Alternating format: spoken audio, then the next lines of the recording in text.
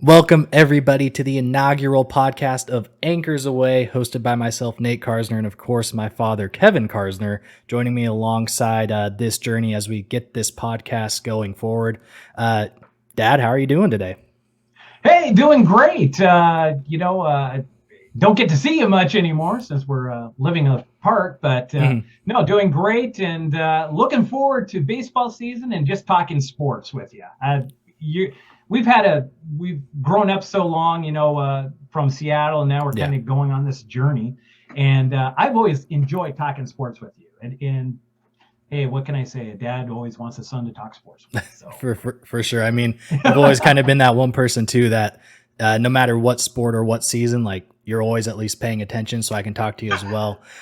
So that's kind of the cool thing about this podcast, right? Is it is kind of that two generation that you don't see every day.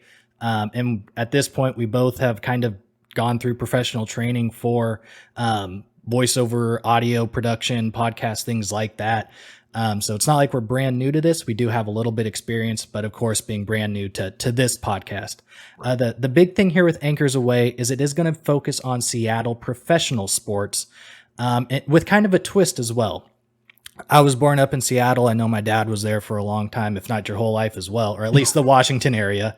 Yep. And then recently, last couple of years, we both moved down to Kentucky, which has been quite a experience to say in itself. But I think it's really cool because we don't have just the 710 ESPN Seattle or the Cairo News Como, or one of my personal favorites was Herald Net up in Everett. We kind of have a little bit of that East Coast bias. We see the different views that, we get down here where, on our local channels, the big thing, and we'll talk about this here in just a minute, was that Russell Wilson trade and how people down here in the South, or I get Kentucky consider the South. I don't consider it the South. No, it's like Central limbo land. Yeah. But Midwest. Yeah, exactly. But I think it's interesting getting to see, what do like the people down here think of that trade compared to up in Seattle, where it's like, oh, great, we traded Russell. Now we got Drew Lock and it's going to be a great, fantastic time. Things are a little bit different down here in regards to that trade. However, that might not be our opinion. And then later on, we'll, of course, with Mariners opening day starting tomorrow, Thursday, we'll go over the roster a little bit, or at least what the predicted roster is. And kind of get our thoughts on that. But I know you got a lot to say about the Russell Wilson trade. So let's just get right into it. Obviously, Russ and I think a 5th round pick going to Denver for Noah Fant, Shelby Harris, Drew Lock, 2 first round picks, and I think a 3rd somewhere in that. But what I know your opinion, but let's hear it for sure. I want to send a love letter to Russell Wilson, almost a thank you. Just from this perspective, as soon as Deshaun Watson got his $50 million, that sent a light bulb off my head that went, Russell's going to want to have at least $55 million, if not $60 million, just because that's who he is. And if Deshaun can get 50, I don't see why Russell can't ask for more. He actually has a Super Bowl and some Pro Bowls and the like. And when you look at this, the salary cap, they say, oh yeah, eventually it's going to go up to 300 million. That's not going to be next year. That's not this year. And believe me, I don't think Seattle can afford to have Russell Wilson's $55 million on the page and try to go back to the Super Bowl.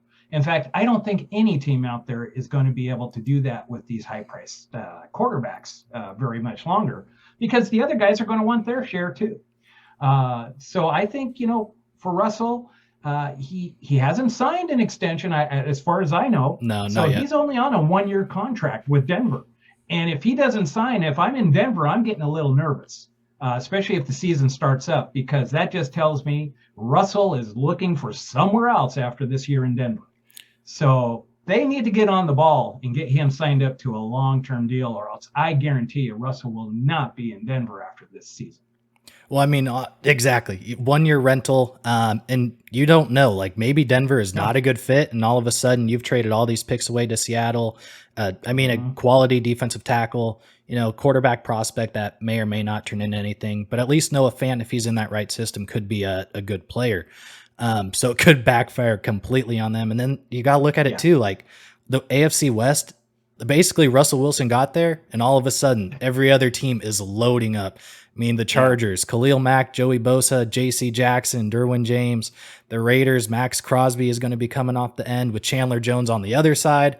Like, you just joined a worser division. Like, you were in the NFC West already. That was one of the hardest divisions in the league. And you just joined the harder division now, going to the AFC West. But like you were kind of mentioning with that salary cap, if we go back to let's just go back to when Seattle beat Denver 43-8, right? Right. All those teams that actually won had like really good defenses. And that was that was that success to why Seattle, I think, was so good, is Russell was on that rookie contract, didn't make a lot of money, and we could just load up the defense. Cliff Averill, Michael Bennett, obviously the Legion of Boom, being with Brandon Browner at that time, and then obviously Richard Sherman, Earl, and Cam. But there's not you just can't pay $55 million to a quarterback. I mean, look at Aaron Rodgers and the Packers. Last time they won was 2010. He's never taken a pay cut. The furthest they get is that NFC Championship because he has they can't afford to pay other people. I mean, even Tom Brady, the most successful quarterback in the league, takes a salary cut so he can bring players in. And it's kind of surprising that I guess more players or more quarterbacks don't realize that. Like especially Russell, right? You can have any endorsement you want. You have Sierra, who's very successful pop star back in the day. Like, you have all the money in the world. Like, why do you need to keep making NFL money, in my opinion? When you could, take a pay cut and let's build up that team. I mean, Denver's in a good spot, but if it doesn't go well and he's a 1-year rental, that's a lot of that. Yeah. So that's why I say thank you, Russell, for looking out for Seattle. Because he really did in some ways. And we'll see what it happens after this year, what really shakes out. But like I said, it doesn't surprise me. But you mentioned that Super Bowl year. Yeah. But when Russell came in, even on that Super Bowl team, what was he known as? He was known as a field manager. Exactly. He wasn't cooking.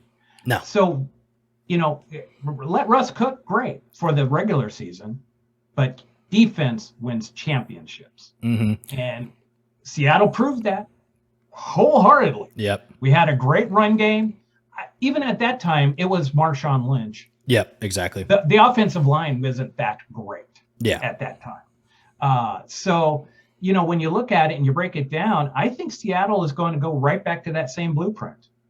We'll have a manageable field manager at quarterback. We'll get some guys that can run the ball.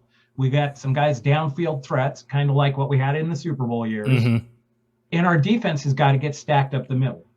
And you look at what LA Rams, what do they have? They have a Pro Bowler at every level of the defense. Exactly.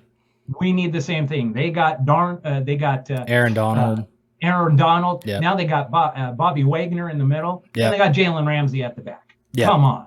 That's how you win world Super Bowls. Yeah. And kind of to the Rams too, it's like, I don't know how they make that salary cap work because everyone's making like a supermax contract, it feels, in LA. But they got a real small window. Let's put it to you. Probably small this year and maybe next year. But what was I going to say about that too? Something about Russell. Anyway, I can't remember. But it, like you said too, or what you were kind of mentioning, like thanking him. It's like, Seattle has been in that purgatory and an interesting stat I heard the other day is like ever since that Super Bowl loss to the New England Patriots, he's won 3 playoff games. So it's like, why does everyone think he's an immediate Super Bowl contending quarterback? I don't know. I mean, I guess in really back in those days when Russell was scrambling, it was to survive. Yeah. Now he scrambles to set up things. And I don't think that's working anymore. No. Teams can plan for that. Yeah. I mean, it does help with I guess the receivers he has there, but back to kind of being in that it's that constant cycle of we make the wild card, maybe you win it, but you're probably going to lose it based in the recent results, or you make the divisional, you go play Green Bay and you're going to lose. So it's almost nice that he did leave so Seattle can start that rebuild process. I mean, the Rams, they're going to be good the next few years and they just re-signed Matt Stafford. The 49ers, depending on their quarterback, they're going to be good again. Like if Jimmy G is healthy, they'll probably be good. Who knows what Trey Lance is going to be? But he potential. I mean, he was the number 3 overall pick. He's got to have some sort of ceiling there, at least San Francisco thinks.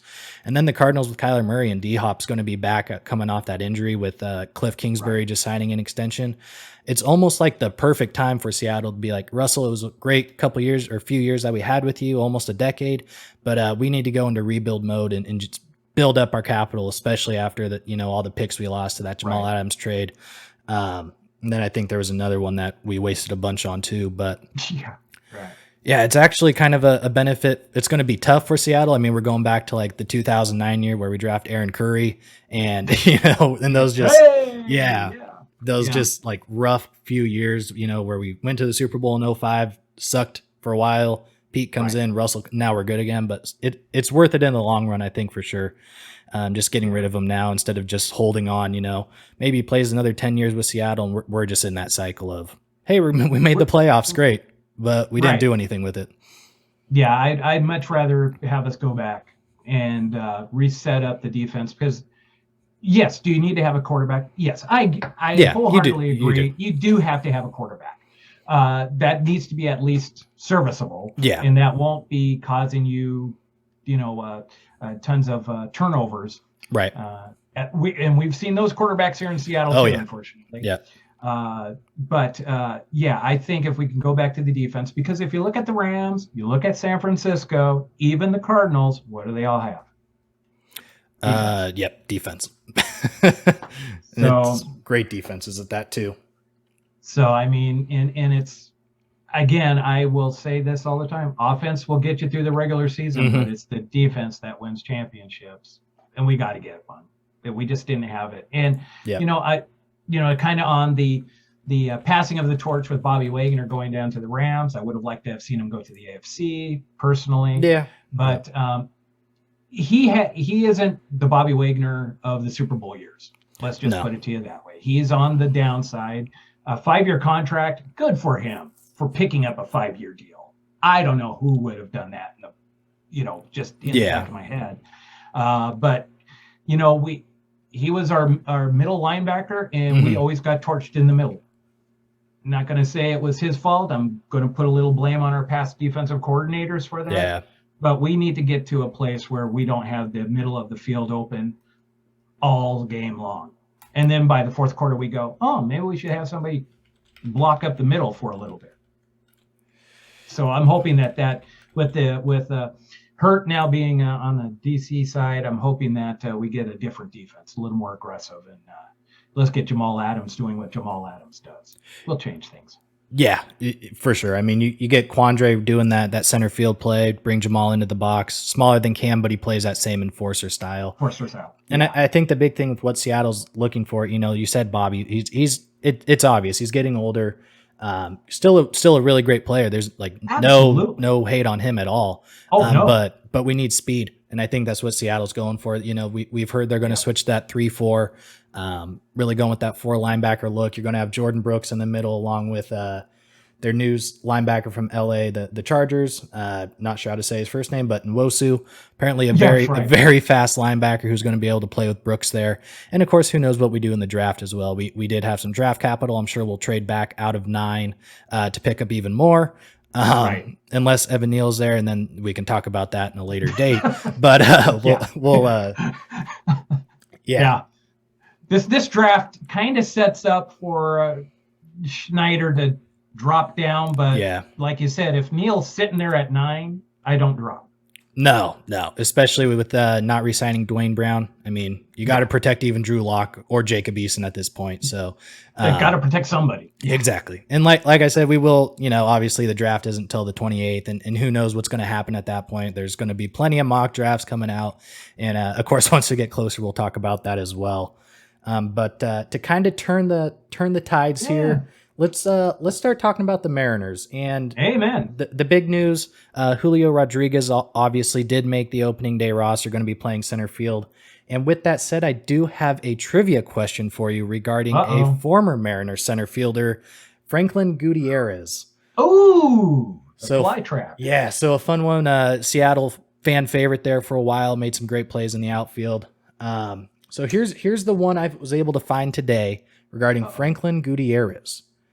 How many players were involved in the trade that brought Gutierrez to the Mariners?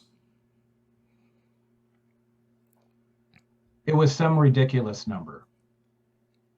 It was. Was that a 3-team deal? It was. I'm going to say 11. Wow. You were very close. It was 12.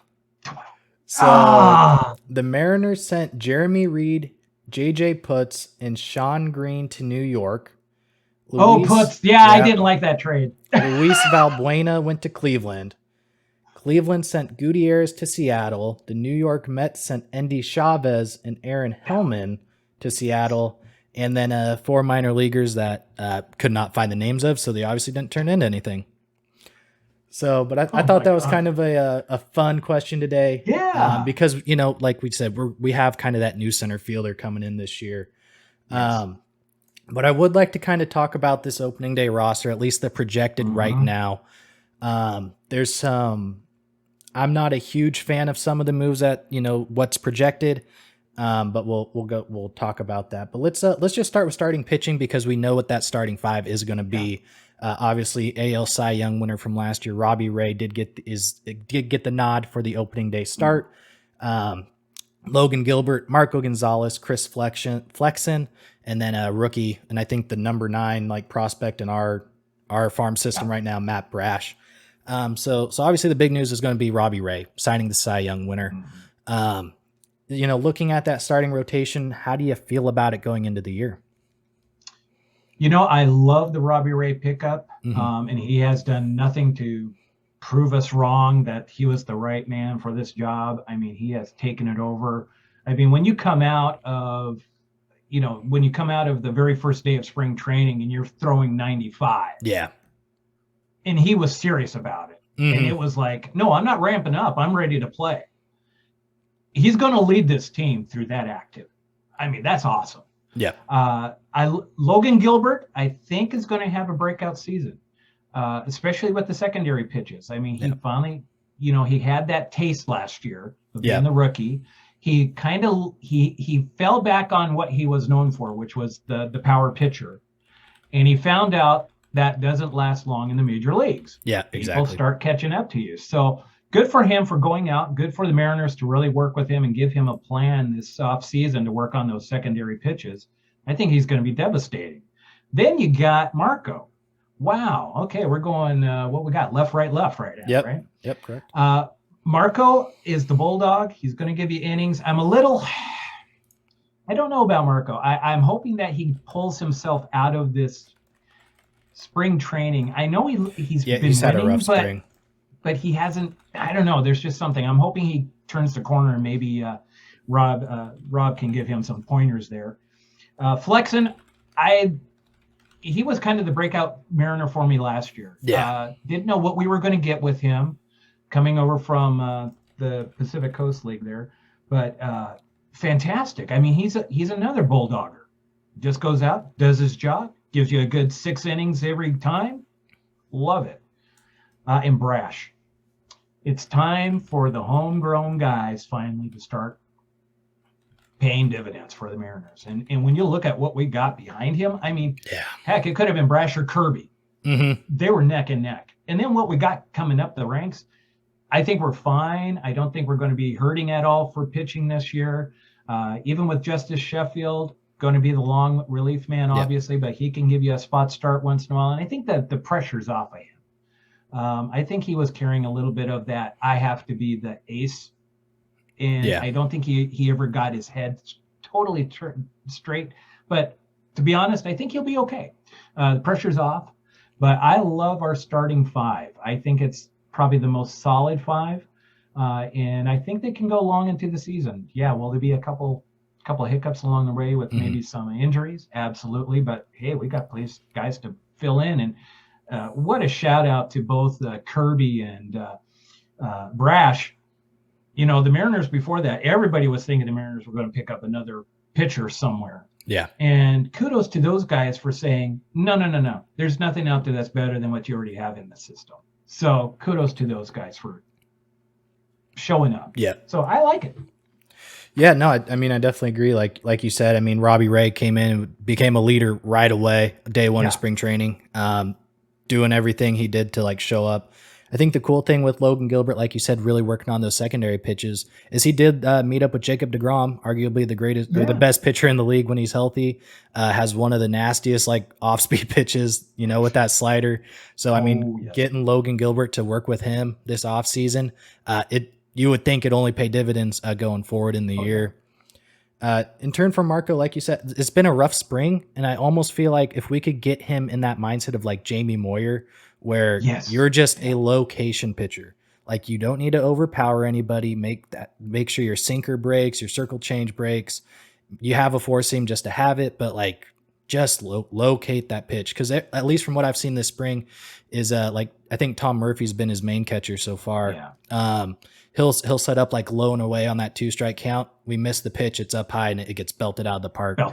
So that's kind of the big thing I think with Marco, is just getting his location dialed in. And I mean, it's spring, you always work on things, but it's just it's been a consistent thing over this spring training. And I mean, like flexing, like you said, just do your 6 innings every time. We're fine. Do what you did last year. Go like 13-7. Don't expect anything more than that. And then, Matt Brash, like him and George Kirby, like it was fun to watch these two go in spring training. I think the big thing though for Brash is he did have 30 extra innings last year, compared to Kirby at 67. So it did probably give him a little bit of advantage, but that last start he had with his slider and curveball, wow. That's not too nervous with him. No, I feel very confident with him being a number 5 starter. Like he realistically, he could at least probably be a 3 right now in some rotations. Oh, absolutely. Throughout the league. So definitely the best starting 5 I think we've had in a very long time. Definitely excited to see Robbie go out on Thursday and see what he does. Hopefully we keep that strikeout leading pitch repertoire going against the Twins on Thursday. We'll see a familiar face in Carlos Correa over there now, but God, what a fun starting 5. Absolutely. In terms of the bullpen, obviously Ken Giles. And you had mentioned that Robbie Ray's getting the start, but it was really neat to see how the pitching actually lined up. So Marco gets to he gets the home start opener, which satisfied both of them. Yeah. Nobody hurt feeling. They get it, and hey, awesome.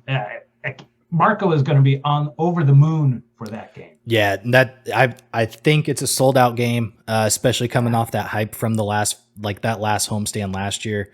And just, we'll talk about the added pieces here in just a minute, but I think a lot of like the Seattle fans have continued that like excitement for the Mariners, and they're definitely going to show up on day one for that home opener, I believe on the 15th, which we'll talk about. But bullpen wise, it's pretty much, we're running it back.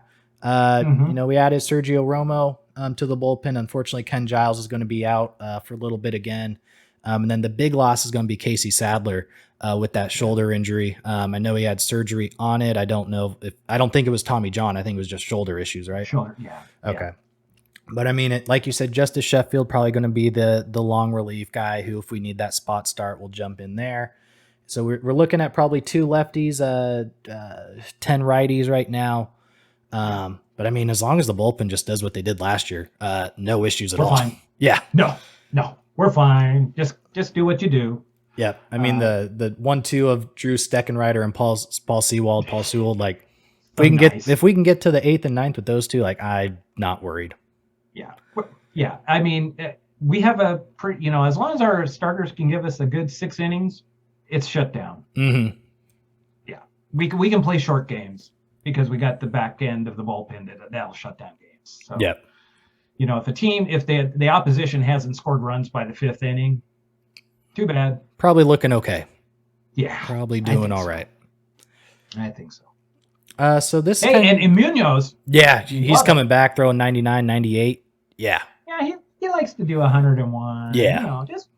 We'll just see. So we got some fireballers, but they all have some secondary pitches that we haven't had as far as a rotation like that. So yeah, set up. No issues at all with the bullpen. very, very happy with that. This kind of, at least for the pitching wise on this team, it's pretty chalked. Like everyone probably agrees on what we're doing there. Catcher is kind of where it starts to get interesting. The idea is that they're going to bring in 3 to start the year with Cal Raleigh, Tom Murphy, Luis Torrens. At first, I really only wanted 2, probably being Tom Murphy and Luis Torrens. I think Cal needs to get everyday playing time down in Tacoma for at least a little bit longer. With Tom Murphy going to be that starting catcher. And then with the way Torrens is hit in spring training, he's hitting like 437, a couple home runs. Ridiculous. Yeah. So I'm kind of torn on having 3, especially with what they did with Billy Hamilton today, designating him down to the minor leagues. I thought for sure he would be up as, that speedster guy off the bench who can play great defense and outfield. But 3 catchers, especially when you probably have, we can talk about, but the designated hitter position is probably most likely going to be taken up by one of the 4 outfielders they're going to take with us to start. I mean, just where do you really fit these guys in for playing time? Yeah. I mean, that's a great question, right? Nice problem to have. Yeah, exactly. But I think Cal is probably going to be up for the month, right? I mean, I would think so, especially when we drop back down to 26. I believe that ends or starts in May. We got the extra month because of the shortened spring. So, I mean, see what he can do. I know that he was primarily a Robbie Ray's pitcher during spring training. Okay. So I don't know if that was kind of part of it to kind of ease into the season. But yeah, what a nice problem to have, having, multiple catchers that we could probably play off of. So Tom Murphy, obviously the defensive specialist of the group, and then Torrens will be the hitter. Cal has a chance to do both at some point. So yeah, I mean, I think that's kind of you're right. Yeah, kind of the good thing, like you said. I mean, he's still young. I just really think he needs to get those everyday at bats, everyday catching position. I mean, his defense is there. I think he had like a 997 fielding percentage last year. But I mean, only about 300 innings, where Tom Murphy was up around 700, and he was at about 99%. So like you said, Tom Murphy's probably the defensive catcher of the group, but it just, I don't know. I don't like 3 catchers on a roster. No, I mean, that's gone back to my playing days back in like Little League to now. It's just when I'm building my dynasties, I only keep 2 catchers on the roster. I don't keep 3. Only need 2. Need 2. Yeah. And I mean, Torrens even like he's not the greatest defensive catcher, but he still was like a 93 fielding percentage. So doesn't have like the arm to gun guys, but he's still he's a viable, get him in every 4th day at catching, give Murphy a break. Right. But it'll be interesting what they do with Cal there, because he really does need to play, as he's one of those top prospects. And like you said, he has the potential to be a really good defender, which he already is, but as well jump that offense here too. Yep. And not be that like Jesus Montero type. We have all this hype, but I think he does actually. I think he can show it. I think he can. Yeah. But moving over to the infield, this is where things start to get interesting with the additions of to this. We have 2 All-Stars added to the infield. Ty France is going to be starting at first, who could probably be a Gold Glover this year. Should have been last year. Yeah. Okay. Yep. New addition and All-Star Adam Frazier at second. Former Gold Glove winner J.P. Crawford at short. And 2019 All-Star and former 41 home run hitter, and I think the leading home runs since 2019 in the National League, Eugenio Suarez. Nice job on the name, by the way. Thank you. I'm really liking this infield. I know Suarez isn't the best defensive. Hey, have you seen some of the plays he's made during spring training, though? He has. Perry Hill is like, I don't know, give that man more money. Yeah. Keep him in Seattle. Yeah. Whatever we got to do, keep that man. Yeah. I mean, like you said, like the thing is too, like, you're getting 30 home runs from him. He's done that basically every year in his career. And like, I was watching something the other day that, Cincinnati had him go to shortstop a little bit last year. And it kind of that's what kind of screwed him up, because as soon as they moved him back to third, all his numbers went back up. Fielding percentage went back up. I don't know you're going to get that same defense as Kyle Seager had being that Gold Glove winner. And granted, he did fall off a little bit in the last few years. But like I said, you're going to get that defensive power bat, which is what they needed. 30 home runs, 90 RBIs from Suarez. I'm not upset with that trade. I know some people were for some reason because of the contract, but like, who cares? There's no salary cap in baseball. Like, that's right. Pay him. Yeah. And then obviously JP really turned into like kind of that face of the Mariner franchise last year, when they had that run towards the end of the year. And he's clutch. He shows up. Yeah, he does. Every single game. And again, he's another guy that Perry Hill got to work with and became a Gold Glover. Yeah. So what Adam Frazier now gets to work with Perry Hill. Holy cow. We're going to have such a stud infield. Yeah. Even Eugenio is going to pick up, and he's already talked to Perry Hill, and he's loving it. Mm-hmm. So, that was the right attitude from that standpoint of, hey, we got a all-star that's wanting to learn even more. So yeah, no complaints. Right attitude. Yeah, exactly. No complaints. Came in just defense. Yeah, came in excited to be here. Like, I think sometimes you can get guys coming in through trades that, especially Suarez and Winker, to his point too. It's like they were Reds their whole career. Like, I think at least Winker was drafted, and then Suarez, I believe, was too. But to just see, we'll get to Winker a little bit, but just how excited they both, like, they were obviously sad, that was their team. But just like both came in like wanting to learn, excited to be here, like seemed to gel really well in the locker room. You can't ask for anything more than that from those two guys. No, and they were in the way that they both mentioned that they're excited to play for a winner. Yeah, like what? Oh, huh. Yeah. And then I went, oh, that's right. They were in Cincinnati. Mm-hmm. Look at the fire sale Cincinnati had. Yep. So, yeah, after they figured out they were getting out of town, and they looked around and went, woohoo, glad to be a Mariner. Yeah. And then, we'll go to the right side there. Frazier hit 308 last year, on-base machine, all-star. I know we tried to trade for him during the trade deadline last year. Big upgrade over, a Shed Long, to be honest. Right. I can't even, I'm just excited he's here. Probably, and we'll do this too here, kind of guess what our expected batting order is going to be. But he just gets on base, hits for average. You're not going to get many home runs, but he's going to get at least drives up the gap, single, double. Right. No complaints there. And then obviously Ty France, breakout year last year, moving over to first, played great defense there, hit I think like 18 home runs, 288 average. Like, there's really nothing to complain about with this infield right now. No, nothing. No. As long as we got Perry Hill, we're in fine shape. He can take anybody. And Ty France was not known as the great defensive, infielder, but he almost turns into a Gold Glover last year under Perry Hill. Mm-hmm. So could we see a Gold Glove out of him this year? Probably. Yeah. Not surprising. Wouldn't be surprised. Yeah. And unfortunately for Evan White, he was Wally pipped. And poor guy. Yeah. I feel for him. I really do. But yeah, he got Wally pipped, and I doubt we will ever see him play for the Mariners. Yeah, not at this. At least for him, at least he made some money. Signed that 6-year deal right before France goes off and turns into the first baseman of the future. Like, and who knows? Maybe with Evan White, it turns into a Mike Zunino situation where kind of changes scenery. And I think that happened with J.P. Crawford too. Once he left Philly and came here. I remember watching Evan White in Everett at least a couple times. I think with you as well. Like, it'd be nice to just see him succeed, and he with all the hype that came up with him. But unfortunate situation. I think he got hurt as well this spring, so it really just he did. He didn't have a good situation this year. He just dope. But So here's the interesting one. Going to the outfield right now. You're going to bring 4. Obviously Jesse Winker is probably going to your primary DH against right-handed pitching. Jared Kelnick over in left field.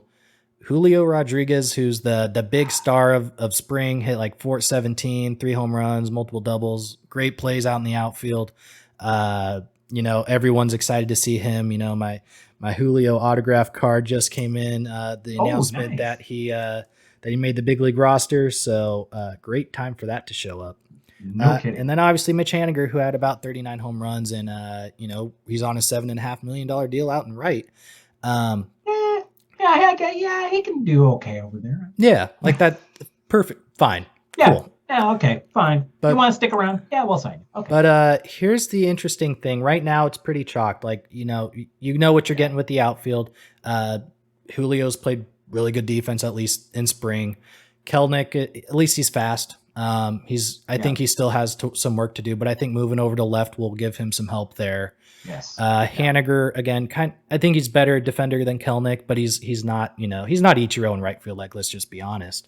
Right. But the interesting thing is here, once probably around May, Kyle Lewis is going to be fully healthy. So now you're going to have 5 outfielders on the roster. Like, obviously someone's going to get sent down or traded. I mean, if you're in Jerry DiPoto's shoes right now, let's say, Winker's doing his thing. He's up to 10 home runs, hitting 280, looks like he did in Cincinnati last year. Julio's, maybe he's hitting like 240, 235, couple home runs, but he's played really good fielding. Mitch Haniger, same. He's just doing his thing. And then Kelnick, he's probably, based on spring, he's let's say he's going to hit around 220, couple home runs. Yeah. And Kyle Lewis, fully healthy, and let's just project he returns to his Rookie of the Year. What do you do? Boy, does it look like Winker is the odd man out? I didn't even think about that, but I don't know, because Kelnick's had a hard time pitching in the major leagues. There's no, he definitely got better towards the end of the year after they sent him back to Tacoma, calmed him down. It didn't seem like he had that ego where he was like, oh, I'm the number one prospect. I have, Yeah. I don't know. I don't know. Yeah. Because I like having that left-handed power bat, though. That's the thing. Absolutely. If Kelnick shows up and his power is all of a sudden there, then I would agree. Jesse Winker is going to be that odd man out because he's not a great defender. And I mean, T-Mobile is it's a pitcher's park, but that outfield is big. It's big. You have to cover ground, and he's not the fastest guy, and he's only had 2 seasons over 100 games played. Right. So I would probably agree with you. I think Winker would as be weird the as man. it sounds. Yeah. I mean, we have Haniger for 1 year on the deal, so I mean, he could look really attractive at the trade deadline to some team, but he is the oldest outfielder right now. He is, yeah. And Winker does have another year of team control. So that's kind of probably be Winker or Haniger. Yeah, probably one of them. I'm thinking because Julio has only proven everybody right when they give him a challenge. Yeah. Oh, okay, I'll go up and do that. Yeah. So if he catches fire, I mean, could he be a 30-30 guy? Oh, yeah, easily. So, or a 40-40. I mean, I don't know where the ceiling is so high. No one knows, Julio. Yeah. And the cool thing, and I just thought of this the other day, was Julio's number is 44. Yep. Well, that's only 20 numbers higher than Griffey at 24. So, I mean, it's also a number of another very good center fielder, Mike Cameron. Well, yeah. I mean, Mike Cameron, obviously not Griffey, but I mean, he was really good in his time too, especially that 2001, 2002 years. Oh, yeah. 4 home run game, robbing home runs all left and right. Yeah, we didn't lose defense out there with Cameron. So no. And and it's neat to see Julio, who actually, has come up through the organization and actually knew about Seattle. That's why he chose us. Mm-hmm. So, I mean, talk about a homegrown guy from the Dominican Republic. I mean, this guy is going to go off. I'm sorry. We haven't seen a talent like him for a long time. I mean, Mike Trout, maybe, maybe he just turns it on, and all of a sudden he is that guy. The one comparison that I actually really liked was that I think it was MLB Network, maybe Vasgersian, one of the MLB Network guys, was basically Julio Rodriguez is a combination of Fernando Tatis and Juan Soto. If he can turn into a mixture of those two guys, next coming a Griffey, and I know that's early, but I mean, he's done nothing but perform in spring. Right. He's lived up to everything that the Mariners have thrown at him. I mean, he played really well in the Olympics for the Dominican Republic. Like, Yeah. I mean, yeah, he's 21, but he continues to not be scared of the challenges given to him. No. Well, and coming from out here in Kentucky and stuff, I'm actually wearing a lot of my Mariners gear and all of my Seattle gear out here, and people genuinely kind of have a good thing to say about the Mariners right now. They're all on board. They're hoping that we have a good season, and they all know who Julio is. Yeah. So from that kind of perspective, from a national viewpoint, people are kind of keyed in on the Mariners right now. They are being paid attention to right now, which back home you kind of wonder, back in Seattle, well, is anybody paying attention? Yeah.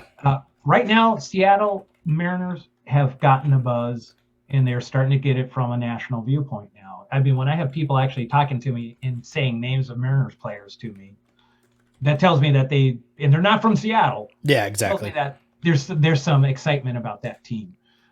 So it's kind of fun to see. Unlike some of the other sports teams we got. Yeah, we'll save that for another time. Another edition. Yeah. But just on the viewpoint from back here, people are excited. They are really excited for our team. So I'm proud to wear the Seattle Mariners stuff right now. We may be the bumbling losers of the MLB, but we got a shot. So maybe we can become the Cubbies and win a World Series. Gosh, that would be a lot of fun. Yeah, it would be. All right, so I got to ask you this, and we'll kind of probably maybe fill this out together, but I would love to just set what you think opening day lineup is going to look like. I think we've had a couple ideas here through spring of what, at least Service likes and what he thinks, but, as of right now, at least, I'm going to have Murphy as the starting catcher for opening day. Yeah. Just the proven guy right now. I go with you on that one. Yeah. We'll start. But all right, leading off, who do you have? I could go either way, but I'm going to go ahead and put Adam at leading off. Adam Fraser. Yeah, that's what I think too. And I'll kind of explain a little bit more why I like that. But Adam Fraser lead off, on base guy, hits for average. Batting second. Who do you like there? Well, could go a couple different ways. And the weird thing is, I'm actually going to maybe go out of rotation a little bit as far as who we would put in there, but I'm going to put Ty France in at number 2. I actually have the same answer. I was going to have Ty France there as well. That way. Yeah, I actually really like him as a like that second guy in the order. It's definitely not like the leadoff guy. There's not going to say that, but I too. I actually really like, for no real reason, but I mean, he hit for 288, 18 home runs. Like, he's a solid hitter. Like, I have no reason not to not put him at 2, especially with the added guys that we did add. He doesn't have the pressure of being like that has to be the 3, the 4 guy. Right. Yeah. And it is good to note Joe Ryan is a right-handed pitcher, so that might help set this lineup a little bit. Yeah. But I did have Ty France at 2 as well. Number 3.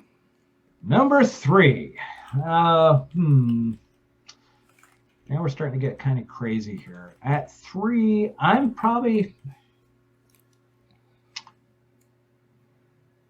not going to pull the trigger yet. I'm going to put Haniger at 3.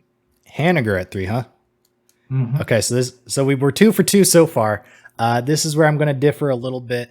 I actually would want to have Jesse Winker at 3. Okay. Just to go with that left lineup, and because of the success that he does have against right-handed pitching, that's kind of why I would like Winker at 3. But I mean, you also can't go wrong with Haniger. Guy's done it his whole career, so I can't really argue. Just my personal opinion. I like to have that back and forth of left, right, left. Exactly. Yeah, I can see that. Yeah. Yep. Number 4.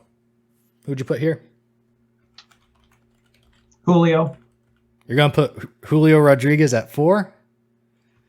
The man has hit every single challenge put in front of him. Okay. I mean, I'm going to put him there. See what he does. See if he can perform. I think he's got the mental makeup to do it. I really do. I think if somebody says, yeah, you can't be a 4, he'll go, I'll prove you wrong. Okay. Yeah, I'm going to put him at 4. All right. I mean, I definitely can appreciate the thinking. Just seeing if he can do it. Right. Here's where I would put Haniger though. Okay. Put him under Winker. That way, if Frazier gets on, you got 3 guys back to back to back who can at least hit him in. And even when France gets on, you have 2 more guys right after him who can actually get him in as well. Number 5, who would you have? This is where I would put Winker. You'd put Winker here? Yeah. Okay. Yeah. Yeah, I'm not going to put him down any farther, but yeah, right at about 5. Okay. That's actually where I would go ahead and put Julio. Give him a couple batters to see what, for instance, Joe Ryan's pitching on Thursday. Give him a couple batters, see what he's throwing, what his breaking speed or breaking pitches look like, but still have the opportunity to drive guys in if needed.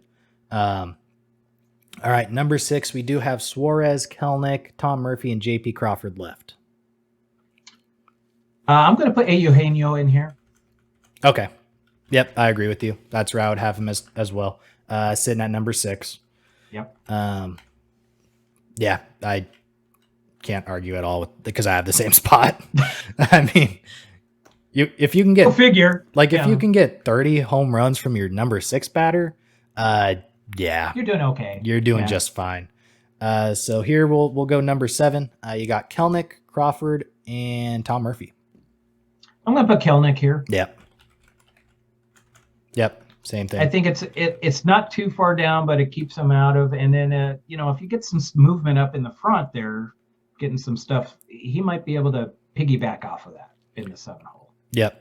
And then he can also be that leadoff guy in the top of the 3rd, top 6, top 9, or bottoms, whichever home or away. Yep. No issues there. Tom Murphy and J.P. Crawford. Yep. Just like that. Just like that. Yep. Same. Yep. Yep. Exact same. I would 100% agree. Keep JP at 9. He can be that spark plug. If he gets to 2 outs, he'll get on base, and then you're back to Adam Frazier, who's going to hit. Ty France will drive him in. Winker or Haniger is going to drive. Like, it could just turn into a rotation there with this lineup. Finally, get on the merry-go-round. Just let him go. Yeah. I mean, looking at like this lineup, I mean, I wrote it down. So I'm kind of seeing, the differences we had, and really we basically have all the hitters in the same couple grouping, but just mixing it up. I think, I have a little more left, and you have a little more right.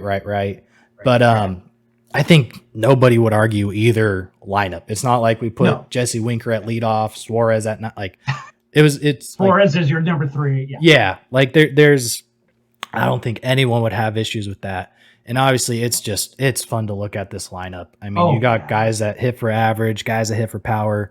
We have some speed on the base paths. It's going to be a fun year. It's going to be a fun year. It really is. I mean, when you look at, put them in there, Dodgers. Yeah. All the money they got. It is World Series or bust for the Dodgers. Oh, yeah. Yeah. I mean, and I would hate to see them not make it with that kind of a lineup. But you get some young guys that don't know any better. Let's go play the Dodgers in the World Series. I wouldn't have a problem with that at all. And it'd be nice to stay on the West Coast. Absolutely. Let's not have to go travel for fun, Miami Marlins. Going down there like every couple days, like ugh. So no. And I honestly, it's going to sound ridiculously bullish and probably a little arrogant, but I like our starting rotation if we were to play the Dodgers. I actually would feel kind of comfortable with it. Which is so weird to say, especially just like coming off a couple years. Like World Series talks against the Dodgers. Like, what are we doing right now? What are we doing? This is the first show. What? Yeah, exactly. Okay. This podcast's going off the rails. Yeah. At least we have hot takes here. That's right. Yeah, we're not afraid. We're not in Seattle. We can get away with this. Yeah, and then we'll get all the Dodger fans and they'll trash us, but it's fine. That's right. Yeah. Hey, at least we got him in the World Series. Yep. At least it's not like we chose the Braves again, or we went with, Right. a rival in the Giants or Rockies. Like, we chose the Dodgers. Like, We chose nothing the wrong with Dodgers. that. Yeah.